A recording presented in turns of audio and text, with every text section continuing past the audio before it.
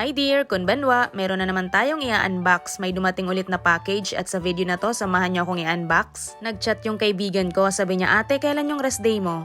Sabi ko, bakit? Sabi niya, may ipapadala akong merienda, nagluto ako, tikman mo. Pinapili pa niya ako kung ano yung favorite kong flavor, sabi ko pandan. At iyon nga ang dumating sa akin, nagluto siya ng puto. At sa totoo lang, ngayon lang ako nakakita ng pandan flavor na puto. At nasorpresa ako, hindi lang pala merienda ang pinadala niya, meron ding ulam. Itong unang nabuksan ko yung laing. Natutuwa ko dito sa puto, favorite ko ang pandan flavor sa fudgy bar. Napakaayos pa man din ang kanyang pagkakapak nitong mga pinadala niya sa aking pagkain. Meron din siyang pinadalang fruit salad.